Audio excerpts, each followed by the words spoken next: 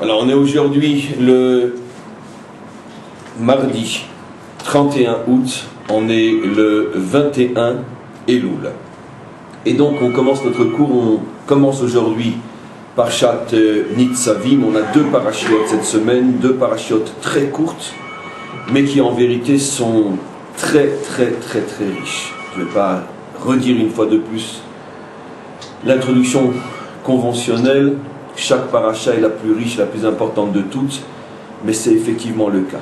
Dans notre paracha Nitzavim, on est véritablement en présence de dévoilement d'une prophétie inimaginable qui est d'autant plus forte que nous sommes, entre autres, la génération qui voit véritablement l'application de cette prophétie. Alors, à la différence de nombreux cours où on ne prend que quelques passages ici et là pour appuyer et construire nos explications, aujourd'hui on va lire en s'arrêtant et en commentant, mais on va lire malgré tout un peu plus que d'habitude, parce que je veux d'abord que l'on puisse parcourir ensemble cette prophétie qui était à l'époque de Moshe une prophétie et qui est pour nous de l'actualité, cette prophétie réalisée, extraordinaire donc, qui se trouve dans cette paracha, énoncée il y a plus de 3000 ans. Donc on est dans Parshat Nitzavim, je suis au verset 21. Juste avant, Moshe vient de mettre en garde contre l'idolâtrie, une fois de plus, dans tout le 5e livre, dans toute la Torah en général, mais dans le 5e livre plus précisément. Il vient de nous mettre une fois de plus en garde contre l'idolâtrie, ça veut dire contre l'abandon des valeurs et de la vérité de la Torah, l'idolâtrie sous toutes ses formes, même dans ses formes modernes d'aujourd'hui. Et il dit au verset 21 la chose suivante. Écoutez-moi bien. Oui, écoutez-le bien. Ve'amar ador ha'acharon. Et voilà ce que dira la dernière des générations. Ça veut dire Moshe parle clairement pour la fin de l'histoire. C'est-à-dire donc, que signifie la fin de l'histoire? La vie ne va pas s'arrêter. L'histoire ne va pas s'arrêter. On retrouve souvent dans la Torah l'expression Aharit Ayamim, la fin des jours, ou Dor Aharon. Alors, Aharon de quoi? La fin de quoi? Ou souvent l'expression Ketz, qui veut dire aussi la fin de quoi? Alors, bien sûr, tout le monde comprend avec un minimum de bon sens et surtout appuyé par l'explication des maîtres qu'il s'agit ici de la fin d'une tranche historique, c'est-à-dire ce que nous appelons l'histoire jusqu'à la délivrance finale, puisque pratiquement toute la Torah de Moshe, ainsi que toute la Torah des prophètes, parle jusqu'à la délivrance finale. Les prophètes font allusion très clairement à la délivrance finale, des versets en veux-tu, en voilà, dans Ésaïe et autres. Dans le livre de Moshe, on fait souvent allusion à la délivrance finale, mais d'une manière beaucoup plus voilée. Par exemple, comme dans ce verset, Dora Acharon, c'est-à-dire la dernière génération. La dernière génération, encore une fois, de quoi? Eh bien, de cette période historique qui est juste avant la délivrance finale. Donc, Moshe ici parle de ce qui va se passer dans les générations. D'or, comme on le sait, j'ai traduit par génération, mais c'est un petit peu, on pourrait dire faux comme traduction, pas complètement, mais un petit peu faux, parce que, à la différence de la traduction française génération, qui signifie une tranche d'âge bien précise, en hébreu, le mot d'or, c'est plutôt une période de génération. Ça peut être 3, 4, 5 générations. Par exemple, on parle du d'or des Tanaïm, la génération des docteurs de la loi, qui a duré 400 ans. On parle du d'or des Amoraïm, la génération de ceux qui ont expliqué la Mishnah, qu'on appelle donc les maîtres de la Gemara, et ainsi de suite. Donc un d'or peut être 200, 300 ans, 400 ans, pas beaucoup plus, mais ça peut être une période de quelques siècles. C'est la raison pour laquelle nous savons que le Dor Aharon, ce qu'on appelle la dernière génération, dure à peu près 300 et quelques années, celle qu'on appelle dans un autre langage Ikvata Demshicha, la génération du talon messianique. On a parlé du talon, c'est-à-dire c'est la période historique qui précède la délivrance finale. et qui dure plus ou moins 300 ans pour des raisons très profondes et très précises que l'on connaît, que l'on peut expliquer, mais ce n'est pas le sujet aujourd'hui.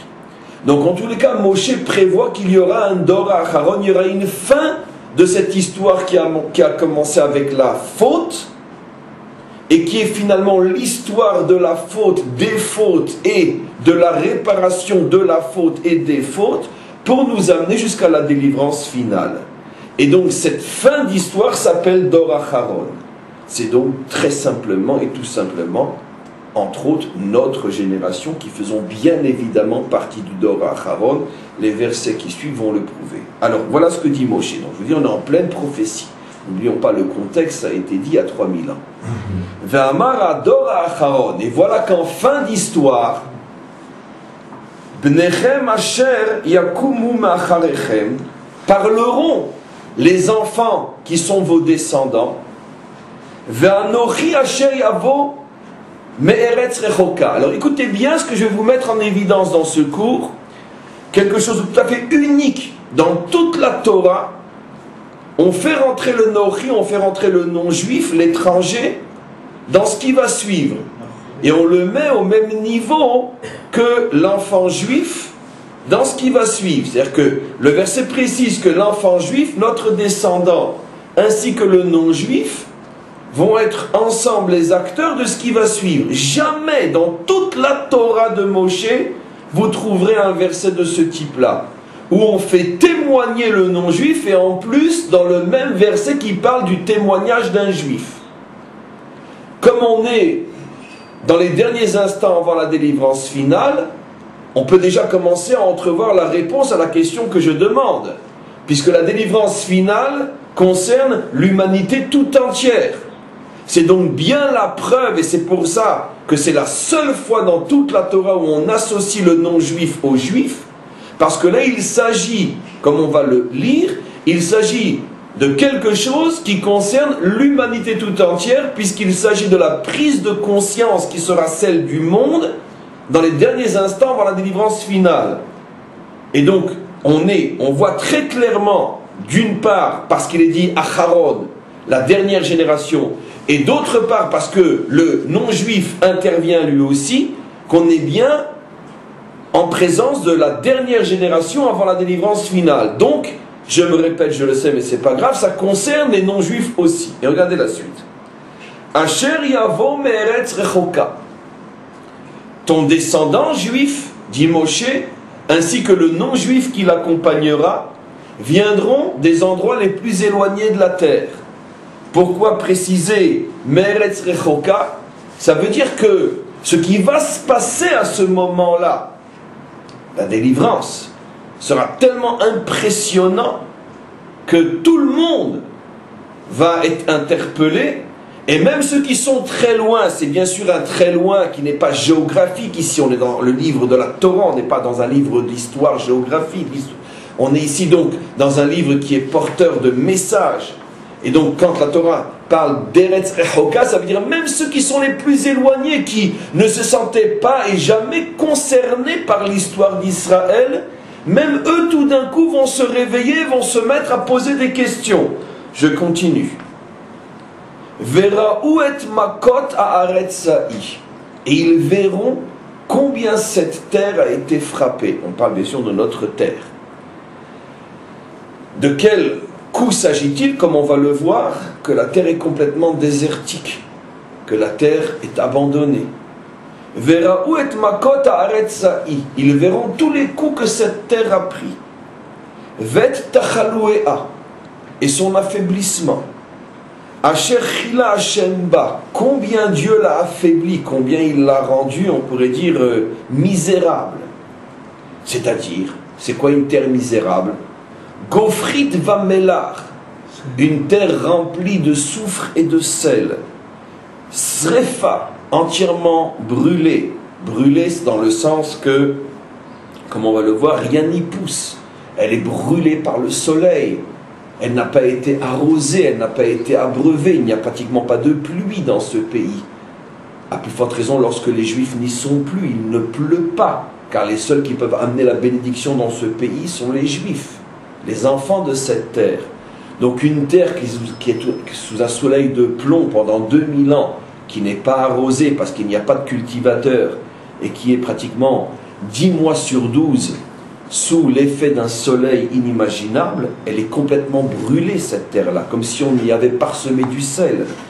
Kol arza lo tizra velo titzmar. Plus rien n'y a été semé et plus rien n'y a poussé, dit le verset.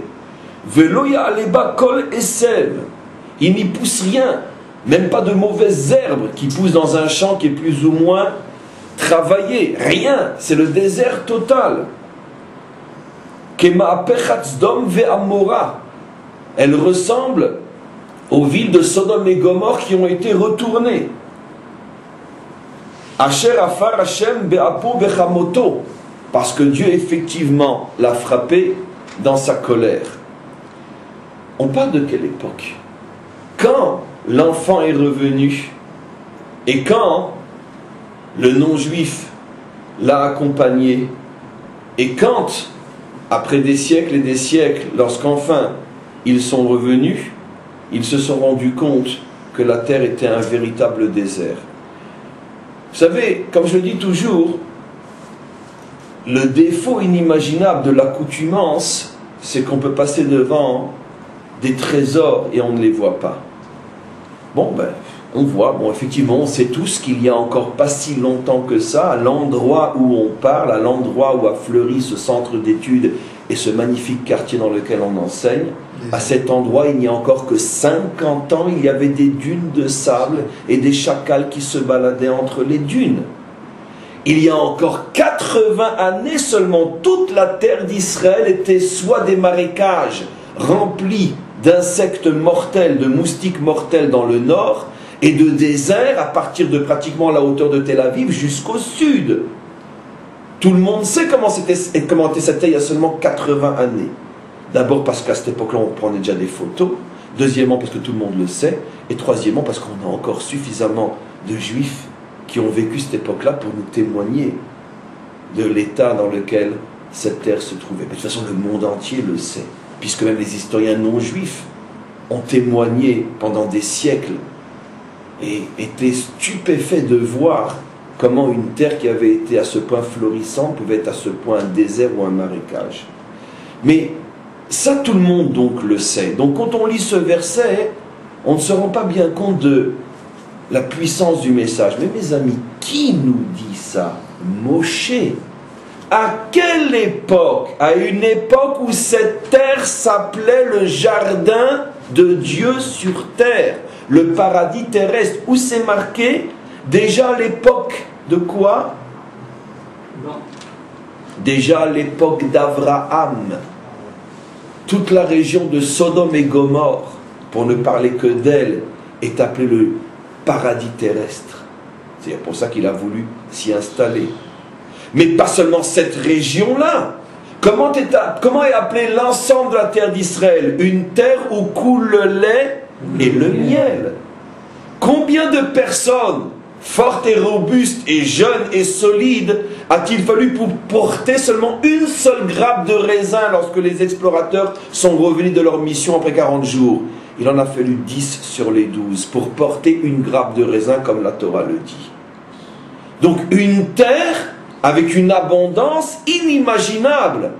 Il faut quand même le faire lorsqu'on est en face d'une terre pareille, prévenir qu'un jour les descendants de nos descendants reviendront et trouveront devant eux une terre recouverte de sel et de soufre où rien ne pousse, brûlée par le soleil, qui ressemble plus à une terre après une explosion atomique, Sodome et Gomorrhe, qu'à une terre qui a un jour été habitée, qui en plus est appelée la terre où coule le lait et le miel dans toutes les langues et toutes les traductions, une terre qui faisait pousser des grappes qui nécessitaient 10 personnes pour les porter, une terre qui avait dans toute la vallée du Jourdain une telle abondance qu'on appelait cet endroit-là le paradis de Dieu. Il fallait quand même avoir un sacré courage pour s'engager, je parle de Moshe, il y a 3000 ans, et dire qu'un jour cette terre sera le symbole de la désolation Au point que, comme on va le voir, même les nations ne comprendront pas. Poser la question, mais comment c'est possible? Donc vous voyez bien qu'on est en présence ici d'une prophétie authentique. J'insiste, parce que pour que vous compreniez la puissance de ce qui va suivre. Sans le cours d'aujourd'hui, je pense que tous, Shabbat, on aura lu ou entendu ce verset, mais on n'aura pas tout d'un coup rebondi sur notre siège en se disant mais qu'est-ce que je suis en train de lire? Comprenez comment l'habitude use et tue. Donc, je referme la parenthèse. Donc, on est à quelle période de notre histoire? On est tout simplement ici, quelques décennies avant la nôtre. Nous, on est déjà bien avancé dans la description que Moshe fait. Viendra un jour où, après des siècles d'absence, vos enfants reviendront sur cette terre après y avoir été chassés, comme on va le voir. Ils trouveront une terre qui aujourd'hui, devant mes yeux et vos yeux, s'appelle la terre où coule le lait et le miel, mais un jour s'appellera la terre de sel et de soufre, où rien ne pousse, où rien ne vit. Voilà ce que dit Moshe dans la Torah. Comme je le rajoute souvent, si un jour quelqu'un vous demande dans la rue, prouve-moi que la Torah est vraie. Surtout ne commettez pas l'erreur de faire de la philosophie et de vous tordre la tête à chercher des réponses je ne sais où.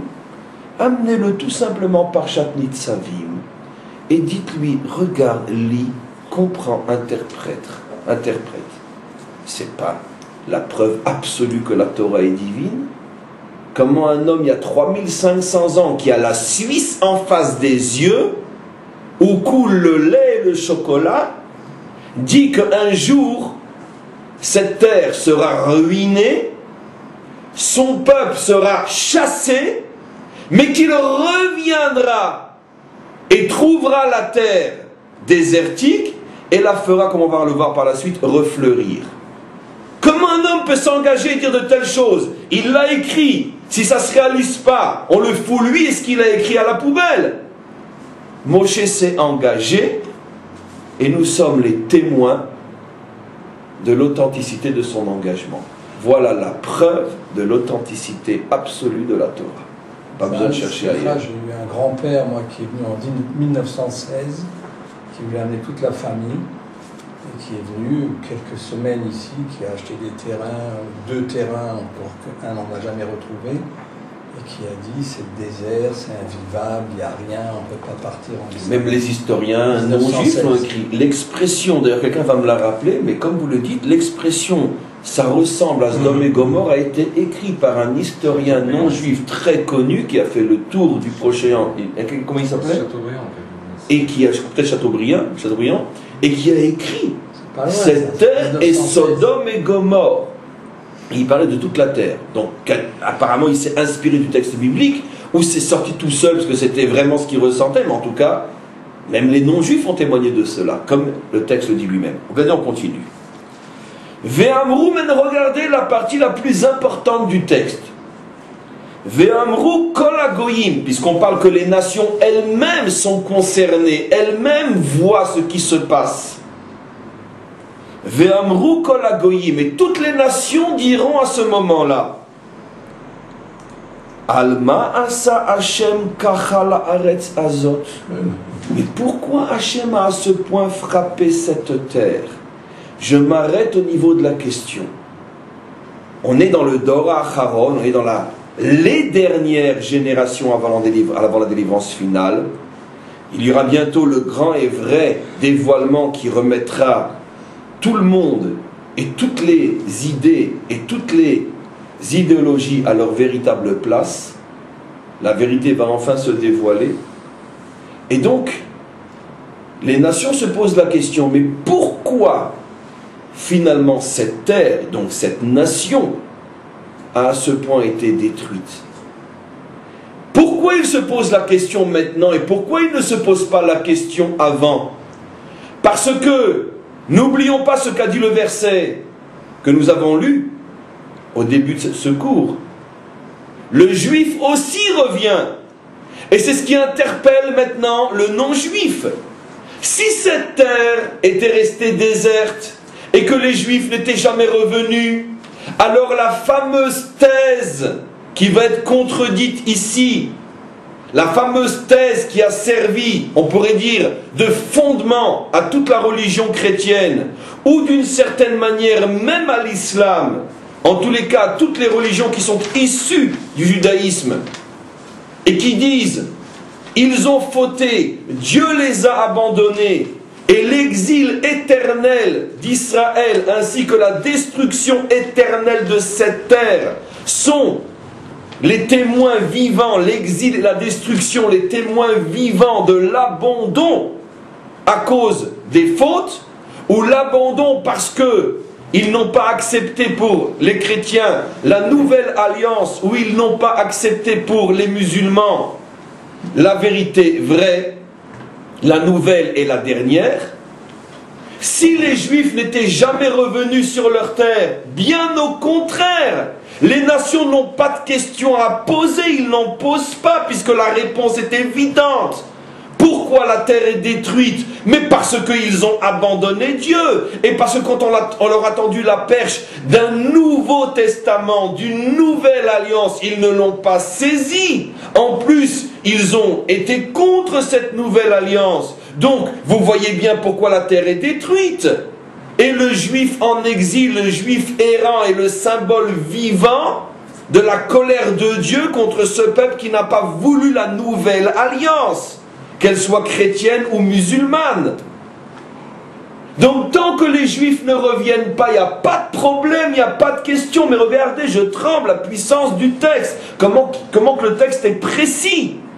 Si ce qui dérange les goyim, c'est que la terre soit transformée en sel et en soufre, pourquoi attendent-ils la dernière génération pour poser la question?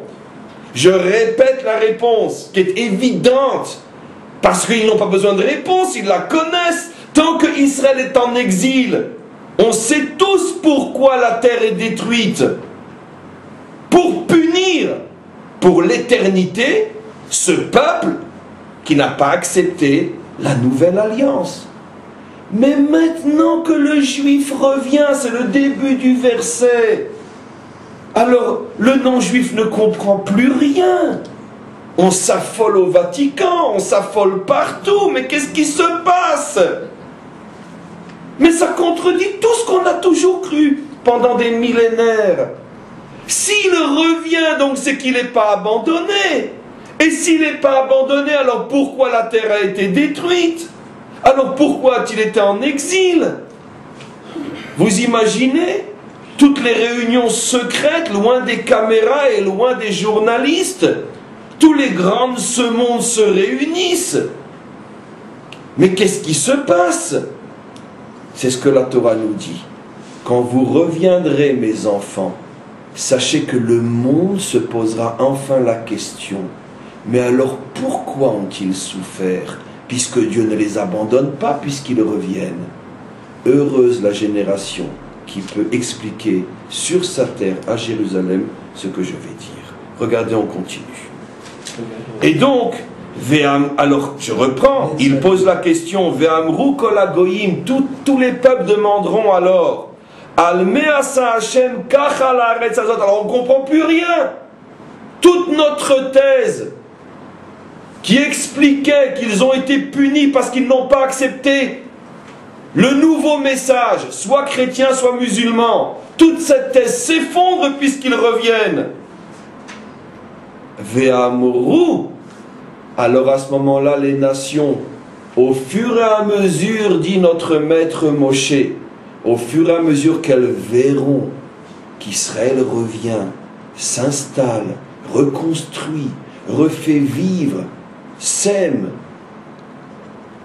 récolte, refait pousser et jaillir la vie et transforme les déserts en sources, comme les prophètes nous l'ont promis, à ce moment-là, les nations seront obligées d'admettre qu'elles se sont trompées. Mais non, c'est pas parce qu'ils n'ont pas voulu de la nouvelle alliance, c'est exactement le contraire qui est vrai. Regardez ce que les nations diront.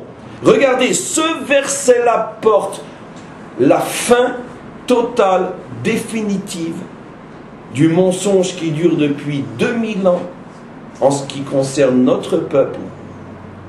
Ce mensonge est détruit dans ce verset-là. Et regardez ce qui est dit. Ve'amrou, les nations elles-mêmes diront, Alacher azvu et brit Hashem, parce que les Juifs ont abandonné l'alliance de Dieu. Là, ils peuvent encore être contents, l'alliance de Dieu. Ah oui, vous voyez, on leur a dit, hein, il ne fallait pas abandonner l'alliance. Mais attendez, lisez jusqu'au bout. De quelle alliance s'agit-il? L'alliance du Dieu de leur père, Asher Karat Imam, qu'il a conclu avec eux, Beotzio Otam Me'eretz Mitzrayim, lorsqu'il les a sortis d'Égypte. La première, pas la nouvelle. Autant que je sache, et tout le monde, et tous les hommes de bonne foi le savent, l'alliance qui a été conclue avec nous au moment de la sortie d'Égypte s'appelle la Torah de Moshe, ce que eux appellent l'Ancien Testament. Et regardez comment ce verset fait tomber 2000 ans de mensonges. Vous dites que nous souffrons parce que nous n'avons pas accepté la nouvelle alliance, qu'on appelle en hébreu Brit HaChadasha. En Israël, on voit partout des églises avec l'enseigne Brit HaChadasha, parce qu'elles l'écrivent en hébreu, la nouvelle alliance. À Jérusalem, vous en avez 4 ou 5 au moins, sur lesquels c'est marqué en grand Brit HaChadasha, le lieu de la nouvelle alliance. Ce n'est pas parce que nous n'avons pas accepté la nouvelle alliance, c'est parce que nous avons abandonné l'ancienne, celle que Dieu a contractée avec nous au moment de la sortie d'Égypte. Mais comment avez-vous des yeux et vous ne voyez pas? Mais comment pouvez-vous pendant 2000 ans enseigner, dire, proclamer un tel mensonge alors que vous vous référez, volontairement ou non, consciemment ou non, vous vous référez quand même un petit peu à l'Ancien Testament. Vous ne voyez pas que l'Ancien Testament dit qu'à la fin des temps, lorsque nous reviendrons et que ça fera un tollé dans le monde parce que ça commencera à faire tomber toutes vos théories meurtrières sur nous, vous voyez bien que la Torah avait déjà prévenu que vous-même comprendrez alors que nous avons été punis à cause de l'ancienne alliance, pas à cause de la nouvelle, ni la chrétienne et ni la musulmane. Il n'y a qu'une seule alliance, la nôtre, et c'est que par rapport à cette alliance que nous sommes jugés. Je relis le verset pour ceux qui n'ont pas compris.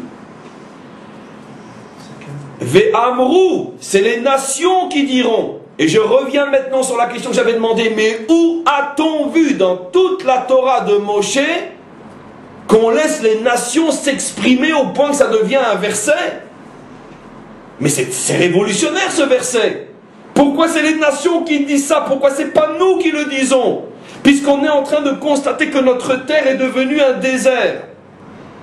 Et c'est tout à fait normal, on aurait tous compris si le verset avait dit « Et nous, c'est-à-dire nos enfants se demanderont « Mais pourquoi ça nous est arrivé ?» Et nous répondrons « Parce que nous avons abandonné l'alliance contractée au moment de la sortie d'Égypte. » Or ici, on est en présence d'un phénomène unique dans toute la Torah, alors que c'est nous qui sommes concernés, c'est nous qui devons parler, c'est les goïms qui parlent à notre place. Mais la réponse est claire, mais elle est bouleversante. Parce que ici, la Torah ne s'adresse pas à nous, elle s'adresse à eux. Vous qui avez fait souffrir mon peuple pendant 2000 ans, vous qui l'avez accusé de déicide, vous qui l'avez accusé d'avoir été abandonné, vous qui l'avez traité comme quelqu'un qui n'existe que pour être persécuté, vous qui avez fondé des théories de mensonges sur la souffrance de ce peuple, c'est vous maintenant qui ferez l'aveu de votre mensonge. C'est vous qui reconnaîtrez que la seule et unique raison pour laquelle mon peuple a souffert, c'est pas à cause de votre alliance, c'est à cause de la mienne qui est aussi la sienne. Car moi, maître du monde, je ne connais qu'une seule alliance, celle que j'ai contractée avec mon peuple à la sortie d'Égypte. Voilà ce que les goïms seront obligés de reconnaître. Vous comprenez maintenant pourquoi on souffre tellement sur notre terre? Vous comprenez pourquoi et qui est derrière tout ce qui nous arrive, comme on le sait tous et on n'a pas le droit de le dire? Vous comprenez pourquoi les dirigeants, les politiques sont tous des marionnettes entre les mains d'une éminence grise qui dirige le monde et qui fait tout pour que le projet de notre retour s'arrête? Parce qu'ils font tout pour ne pas arriver à cet aveu qui de toute façon leur sera arraché de la bouche, qu'ils le veuillent ou qu'ils ne le veuillent pas. Malheureusement, nous, on est encore avant ce verset. Comme je vous ai expliqué des fois, en 3 versets, il y a 300 ans d'histoire. Dans la Torah de Moïse, c'est 3 versets. Mais dans notre histoire, c'est peut-être 400 ans. On a vécu déjà le début qui dit que le juif revient sur sa terre et qu'elle est un désert ou des marécages. On a aussi déjà vécu, où on est en plein vécu de ce questionnement des nations. Mais alors, on s'est fichu de nous pendant 2000 ans, quand on nous faisait croire que ce peuple avait été abandonné pour toujours parce qu'il avait tué Dieu, puisqu'ils reviennent. Et tous ont essayé de faire refleurir cette terre. Personne n'y est arrivé, et eux, rien qui mettent leurs doigts dessus, et elle devient un paradis. Alors tout le monde se pose la question, mais alors qu'est-ce qui s'est passé? Par contre, on n'est pas encore à la dernière étape de l'aveu. L'aveu, c'est encore peut-être pour quelques années ou quelques décennies. Pour l'instant, on est dans l'étape de la panique avant l'aveu. Et c'est pour ça qu'un complot inimaginable est en train d'être fomenté contre nous. Ce complot, bien sûr, on le sait très bien, a pour acteur principal les représentants des religions qui sont véritablement concernés par cet aveu, qui se servent des politiques, qui se servent de l'économie, qui se servent de toute on pourrait dire, l'apparence de ce qui apparemment dirige le monde. Parce que ce n'est pas eux qui dirigent le monde. Ceux qui dirigent le monde sont les éminences grises, comme toujours dans l'histoire, qu'on ne voit pas, dont on ne parle pas, mais qu'on devine et qu'on ressent. C'est eux qui, derrière, font monter et descendre qui ils veulent, quand ils le veulent, et le souci est un et unique, détruire la nation d'Israël. Parce que si cette nation réussit, qu'est-ce qu'on va continuer à dire? C'est la fin de tout ce qu'on a construit pendant 2000 ans. Puisque si eux reviennent et que renaît véritablement de ses cendres l'ancienne alliance, c'est donc la preuve que la nôtre, elle n'est pas si nouvelle que ça. Et voilà l'enjeu que nous vivons aujourd'hui. Vous comprenez donc pourquoi en vérité le conflit que nous vivons aujourd'hui n'est absolument pas politique, mais il est religieux.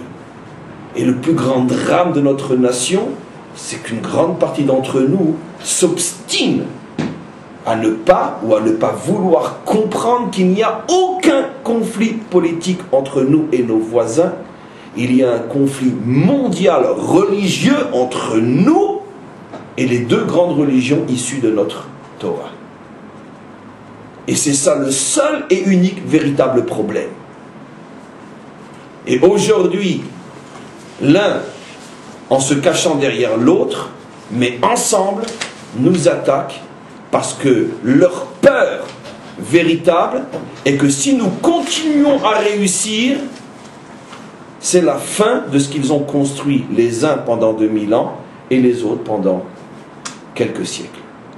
C'est ça le vrai problème ici. Alors maintenant on continue.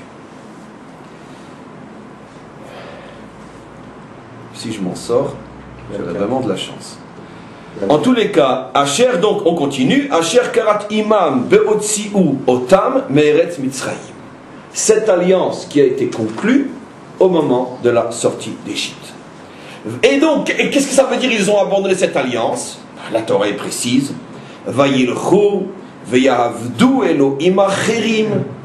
Cette alliance dans laquelle je m'étais présenté en leur disant: je suis l'Éternel, votre Dieu, qui vous a sorti d'Égypte, vous n'aurez pas d'autre Dieu que moi. C'est de cette alliance qu'on parle. Comment l'ont-ils profané? En allant servir d'autres dieux. Peut-être ça inclut aussi le fait en croyant à de nouvelles alliances. N'oublions pas que pendant un siècle, toute l'Église était juive. C'est les Juifs qui ont créé la nouvelle alliance, ce ne sont pas les non-Juifs. Donc au contraire, la Torah nous dit justement parce que vous avez été vers d'autres dieux, vous les Juifs, les nations n'ont fait qu'hériter ce que vous avez créé pendant plus d'un siècle. Et les nations elles-mêmes l'ont oublié, que pendant plus d'un siècle, tous les chrétiens étaient juifs. Et ce n'est que beaucoup plus tard, à l'époque de Paul, que le christianisme est devenu non-juif. Et encore plus tard, avec bien sûr la conversion de l'empereur de Rome. On continue. Ils ont été servir d'autres dieux. Ils se sont prosternés devant eux. Des dieux qu'ils ne connaissaient pas. Effectivement, ces dieux-là, nous n'avons pas entendu parler d'eux au moment où nous sommes sortis d'Égypte. Des dieux auxquels ils n'avaient aucune part. Et regardez bien, le verset est clair. Et c'est pour ça que la colère de Dieu s'est enflammée. Je traduis bon, comme un idiot, mais c'est pas grave. C'est pour ça que la colère de Dieu s'est enflammée contre cette terre. C'est clair. La vie aléa et kolaklala pour y amener toute la malédiction. Donc, mes amis, c'est déjà énorme. Mais regardez ce que dit le verset 28. Pour le sceptique qui pourrait encore penser que oui mais, alors le maître du monde devine les oui mais, puisque c'est lui qui les a créés, c'est lui qui a donné la possibilité à l'homme de ne jamais voir 100% clairement pour ne pas trop esquinter son libre arbitre. Alors malgré tout, le bon Dieu entrevoit le oui mais, regardez ce qu'il dit dans le verset 28. Il dit Anistarot Lachem Elokim. N'essaye pas de comprendre les secrets de Dieu. Ça veut dire que de toute façon, dans l'histoire du monde en général et dans l'histoire de notre peuple en particulier, malgré toutes les explications, il restera toujours de grands secrets, de grandes zones d'ombre, de grands trous noirs qui pour l'instant ne pourront jamais être éclairés. La Shoah est l'un d'entre eux. Mais la Torah nous prévient. Ne mets pas ta tête, ne mets pas ton nez dans ce que tu ne peux pas comprendre pour l'instant. Alors, où je me situe, moi, juif, maître du monde, dis-je.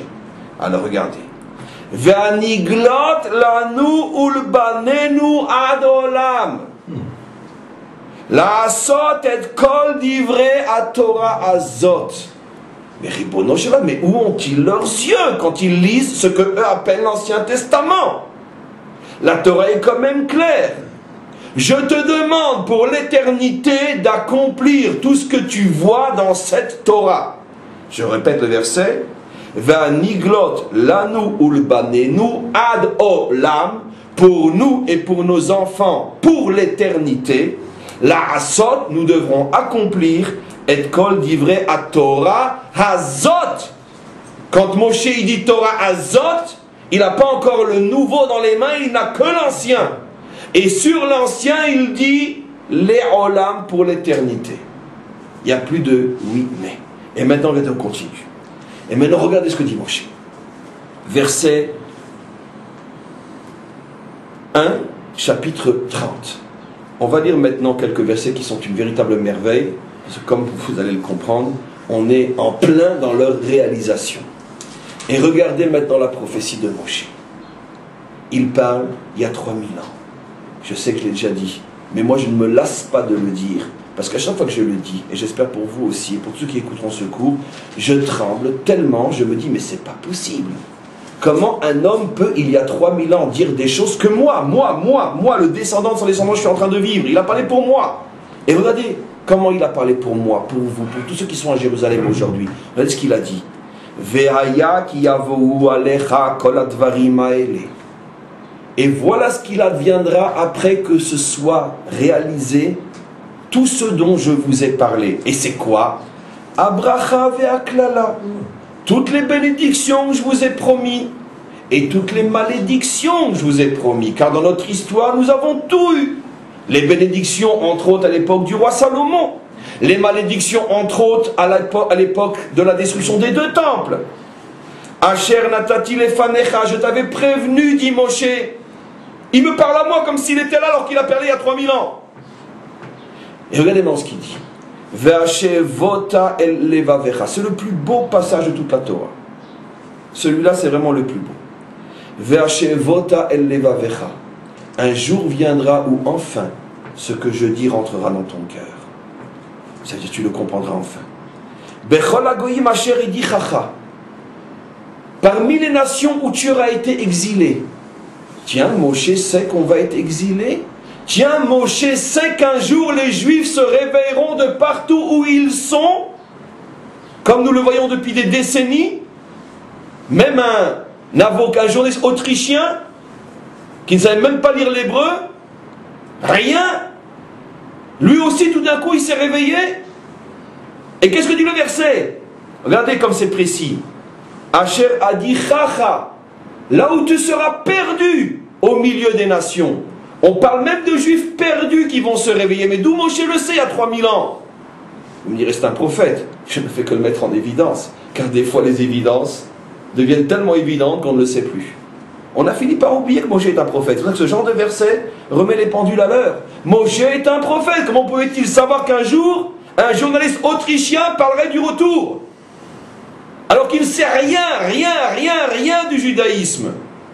Mes amis, il ne savait tellement rien du judaïsme que Dieu me pardonne, je ne dis pas ça pour dire du mal de lui. Tous ses enfants se sont convertis au catholicisme.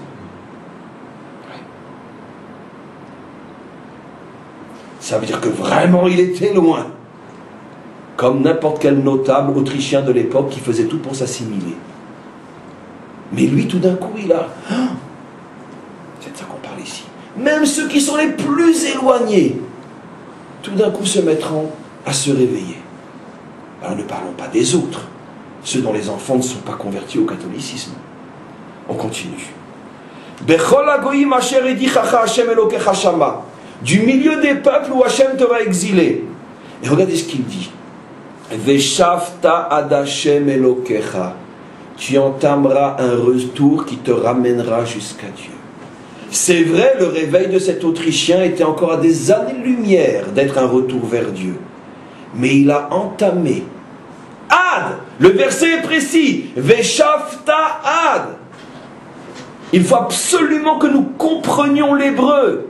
Parce que l'hébreu est fondamental dans ce genre de verset. Veshavta ad signifie que tu entameras un processus de retour jusqu'à. C'est-à-dire ça peut prendre des décennies. La Torah nous a prévenus. Ne commets pas l'erreur de te dire « Oh oui, mais lui, il n'était pas religieux, et puis toute cette bande de nuls, de zut qui ont... » Mais non, le verset te prévient. Veshavta ad, c'est un long processus de retour qui commence parmi les nidachim, qui commence précisément parmi ceux qui sont les plus éloignés.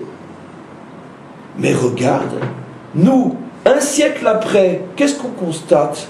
C'est qu'effectivement, non seulement le retour a suivi son cours, il a été de plus en plus fort, et pas seulement sur le plan physique, sur le plan spirituel.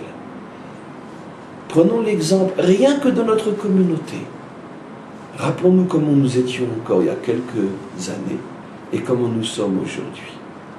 Tout Israël est en train de revenir. Le processus est un processus de retour, non d'éloignement. On le sait tous, on le voit tous, on le vit tous. La Torah ne s'est pas trompée. Un long mais sûr processus de retour. Qui aboutit où? À Hashem Elokecha. Ce sont tous les Chosrim Betshuva par milliers que nous voyons se rajouter les uns après les autres chaque jour sur notre terre. C'est phénoménal ce qui se passe aujourd'hui. Regardez maintenant. Veshavta ad Hashem Elokecha veshamata bekolo. Et tu finiras enfin par entendre sa voix. Et regardez, et tu reviendras à ce que je t'ordonne aujourd'hui. À la fin des temps, vous reviendrez à ce que je vous ordonne aujourd'hui. Mais Ribono Shelolam, mais il ne voit pas les autres, ce que Moshe nous dit. Il ne parle pas d'une nouvelle alliance, d'une nouvelle religion, d'une nouvelle croyance. Votre retour est vers ce que je vous ordonne aujourd'hui. Aujourd'hui, Moshe nous ordonne, quand il parle de manger kasher. Et donc ce qui rentre dans la bouche est aussi important que ce qui sort de la bouche. Aujourd'hui, Moshe nous demande de circoncire notre chair. Et pas seulement notre cœur. C'est à ça que Moshe fait allusion lorsqu'il dit ce que je vous ordonne aujourd'hui. On continue. Toi et tes enfants, vous reviendrez vers moi de tout votre cœur et de toute votre âme. Et regardez ce magnifique verset. Et Dieu reviendra avec tes exilés. Comme Rashi et tout le commentaire le font remarquer, il n'est pas dit Veshiv Hashem et Shevutecha, Dieu fera revenir les exilés, mais il est dit, le génie de l'hébreu, Veshav Hashem, et Dieu reviendra avec les exilés. Rashi s'étonne, qu'est-ce que ça veut dire que Dieu revient? Dieu est-il en exil? Et Rashi répond oui. Lorsque Israël est en exil, Dieu est en exil. C'est-à-dire en bon français, l'identité véritable de Dieu s'est voilée, en même temps que l'identité véritable d'Israël s'est voilée. Puisque un juif à Paris, un juif à New York, un juif partout où il se trouve, est un juif avec une identité tronquée, car il est absolument évident qu'on ne peut pas porter la véritable identité juive lorsqu'on n'est pas d'abord dans le lieu où se dévoile véritablement l'identité, qui est la terre d'Israël. Donc c'est absolument évident que automatiquement l'exil signifie le voile de l'identité juive hébraïque authentique. Mais ça, on le savait, ou du moins, si on est honnête, on est prêt à le reconnaître. Mais on ne savait pas que cela accompagnait aussi le voilement de l'identité divine. Ce qui veut dire que tant qu'il y a un juif en exil, Dieu est en exil. Ça veut dire qu'on ne peut pas connaître Dieu véritablement. Donc comment peut-on parler d'une nouvelle religion alors que Dieu est complètement voilé et que plus personne ne peut le connaître, précisément parce que Israël est en exil? Voilà comment, en 2 mots, la Torah révèle un des plus grands secrets de notre histoire. Vous avez intérêt, juif, à revenir vite sur votre terre. Parce que chacun d'entre vous, qui, chaque matin, va encore faire les slichot à Paris, va encore faire les slichot à New York ou je ne sais où, est responsable du voilement de l'identité divine. C'est ce que les évangélistes disent. Et donc, comment? C'est ce que les évangélistes disent. Oui, d'une certaine manière, puisqu'ils veulent que l'on revienne tous ici. Avec énormément de nuances, malgré tout, que je ne peux traiter ici dans ce cours. Parce que c'est absolument évident qu'il y a forcément des nuances énormes, essentielles et fondamentales entre ce que nous disons et entre ce que d'autres disent, même si souvent ce que d'autres disent, malgré tout, converge énormément vers la lettre et l'esprit de ce que je dis. Donc, automatiquement, le verset nous explique Veshav Hashem et Shevutecha, Dieu revient avec les exilés, ce qui veut dire donc, encore une fois, qu'on ne se joue pas la comédie, qu'on ne se cherche pas de bonnes excuses, il n'y a pas de dévoilement de Dieu en dehors de la terre d'Israël, ou pour le dire d'une manière plus claire encore, il n'est pas possible de révéler l'identité de Dieu tant que le dernier des Juifs en exil ne sera pas revenu. Et sur ce que je viens de dire maintenant, tel que je viens de l'exprimer, personne au monde, aucun maître d'Israël ne s'est opposé à une affirmation pareille. Ils ont tous dit ce que je dis, mais chacun à leur manière, et tous ceux qui n'ont pas encore compris ça ne font que falsifier l'enseignement du maître auquel ils se réclament. Car il n'y a aucun maître sérieux au monde qui peut dire que l'on peut dévoiler véritablement Dieu en dehors de cette période où tous les Juifs seront revenus. Comme le rabbi, par exemple, insistait constamment ou insiste constamment pour dire cette phrase qui est devenue pratiquement son leitmotiv, Velo nidar mimcha shum nedar, personne ne restera à l'extérieur. Tant qu'il n'y en a encore qu'un à l'extérieur, l'identité divine ne peut pas se dévoiler à la perfection. Et c'est la raison pour laquelle le verset ici est au singulier. Tous les commentaires font remarquer que puisqu'on est en train de parler du retour d'Israël, comment se fait-il que depuis le début de la lecture, on parle au singulier, tu reviendras, etc. Alors on sait, à un niveau simple, parce que Israël est appelé comme une entité unique au singulier. Mais c'est une explication juste, mais qui reste la première. À un niveau plus profond, c'est pour bien nous faire comprendre que pour que Dieu revienne, il faut que chacun en particulier revienne. Et tant qu'il en reste encore un, Velo nidar mimcha shum nedar, tant qu'il en reste encore un, il y a quelque chose de Dieu qui ne peut pas se dévoiler. Et les commentaires donnent un exemple extraordinaire pour montrer ça. Vous savez que dans la loi du bain rituel, le mikvé, si on se trempe pour se purifier et qu'il ne reste ne serait-ce qu'un cheveu dehors, même 1 millimètre de cheveux dehors, c'est comme si la personne ne s'était absolument pas trempée et elle doit tout recommencer. Ce qui veut dire que même si 99,9% du corps est immergé dans l'eau, un cheveu rend caduque toute l'immersion. C'est exactement. Puisque la délivrance est aussi et surtout la purification de notre peuple, comme il est dit, et je verserai sur vous des eaux de vie qui vous purifieront, Veti artem lifne Hachem, vous serez purifiés devant Hachem, dans Ézéchiel et d'autres prophètes. Automatiquement, puisqu'on compare la délivrance à une purification, il est donc clair que s'il reste un cheveu, c'est-à-dire un juif dehors, la purification ne peut pas se faire véritablement. Oui. Quelle différence entre nous et Amalek à ce niveau-là? Si vous dites à cause de nous ou d'un juif qui est en exil, le nom d'Hachem il n'est pas entier, ou du moins il est pas entier sur la terre d'Israël, et Amalek est divisé le nom de Dieu en... Il n'y a aucune différence entre nous et Amalek d'un point de vue israélien. Tu as parfaitement raison. Le fait que Dieu est en exil, par le fait que chaque juif est en exil, empêche le dévoilement du nom divin. Je répète à haute voix ce que tu as voulu dire. C'est apparemment ce que la Torah accuse Amalek d'avoir fait ou d'avoir voulu faire, de voiler le nom de Dieu, de l'avoir coupé en deux. Rappelez-vous tous ces coups, etc. Bon, peu importe. La question est-ce qu'apparemment c'est un comportement amalécite? Oui, non, oui et pourquoi? Non d'abord parce qu'il est absolument évident qu'il n'y a aucune comparaison à faire entre la raison pour laquelle un juif reste à Paris et la raison pour laquelle Amalek nous met dans un four crématoire pour qu'on ne vienne pas en Israël. La comparaison, j'ai pas besoin d'aller plus loin. Mais malgré tout, je vais aller malgré tout plus loin. C'est en vérité à cause d'Amalek que le juif ne revient pas. C'est toujours à cause de lui. Parce que Amalek n'est pas seulement un personnage qui nous met dans les fours.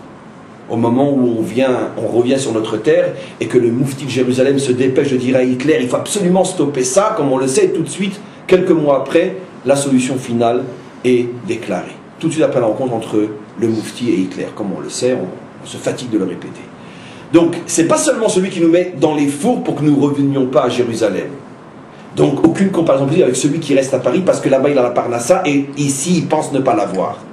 Mais, en vérité, c'est toujours à cause d'Amalek parce qu'Amalek c'est pas seulement physique, c'est aussi spirituel. C'est quoi la clipa d'Amalek? C'est quoi l'impureté d'Amalek? Comme on le sait, entre autres, c'est le doute. C'est celui qui me décourage.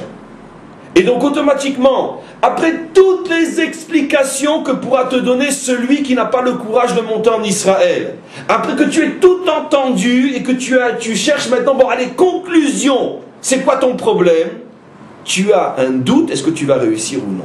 Parce que si tu étais sûr que tu vas réussir, tu ne serais même plus là-bas pour qu'on puisse en parler. Or finalement, à quelques exceptions près, et quand je dis et je précise, j'allais encore une fois oublier de le faire. Ça m'a d'ailleurs causé tellement d'ennuis que je le reprécise. Quand je parle de venir en Eretz Israël, je parle de tous ceux qui sont l'écrasante majorité, qui n'ont pas, au moment où je parle, une obligation d'être là où ils sont, parce que s'ils ne sont pas là-bas, il y aura une catastrophe qui va se produire. Par exemple, je sais pas, quelqu'un qui est à la tête d'une école, à ce moment-là, s'il dit je m'en vais, à quoi 2000 enfants vont se retrouver sans chinour? Il faut être intelligent.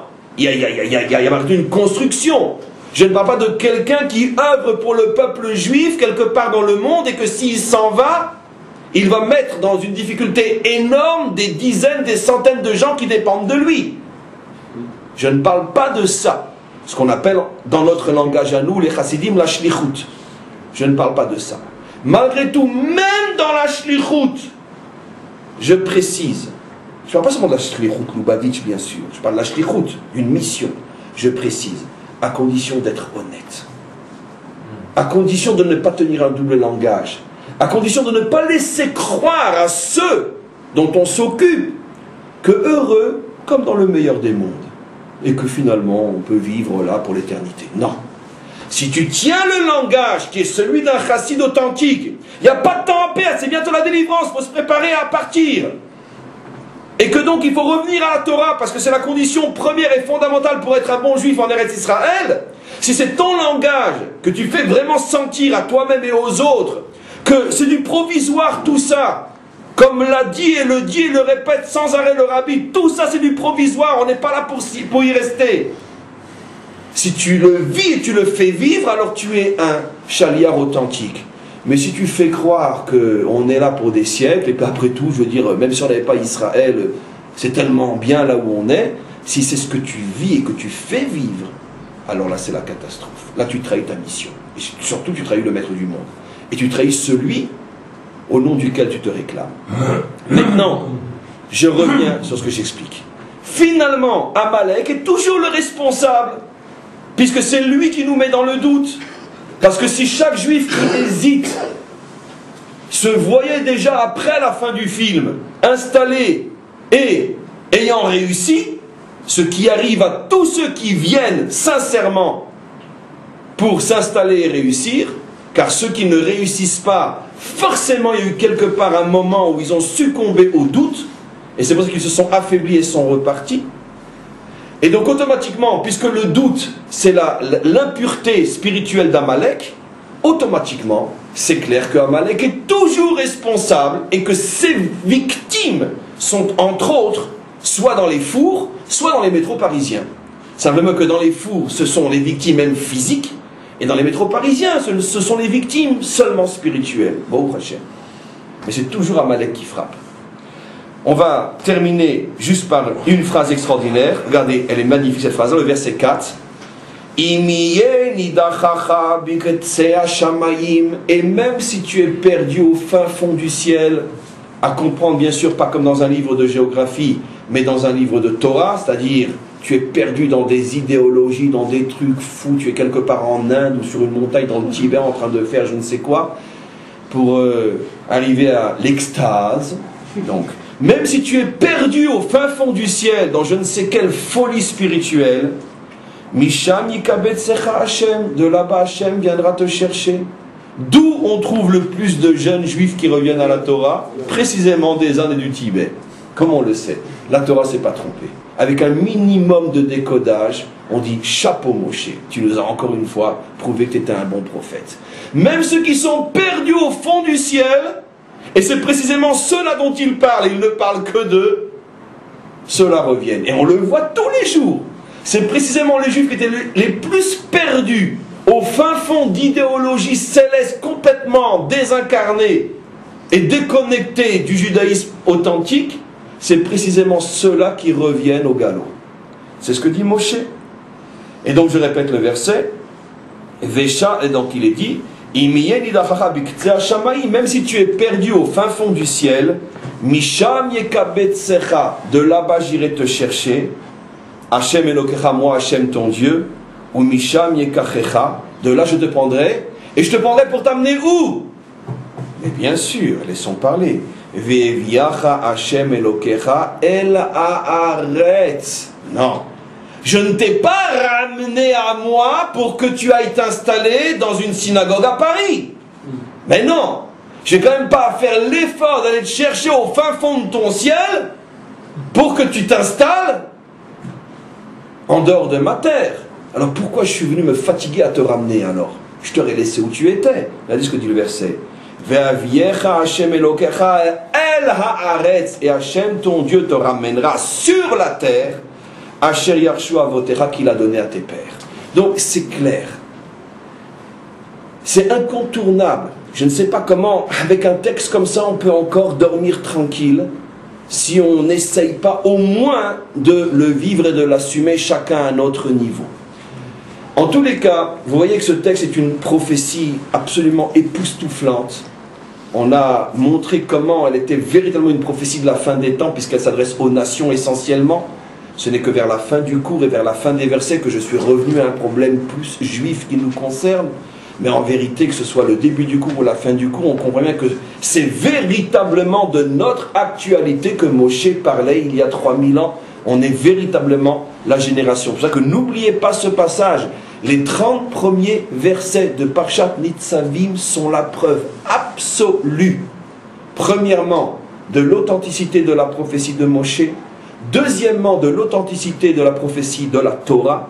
Troisièmement, de l'authenticité de l'histoire juive. Puisque l'histoire juive, comme on le verra encore un peu plus demain, correspond en tout point, puisque nous sommes là pour le témoigner, à tout ce qui a été prévu il y a déjà 3000 ans. Donc, tout est vrai, absolument vrai.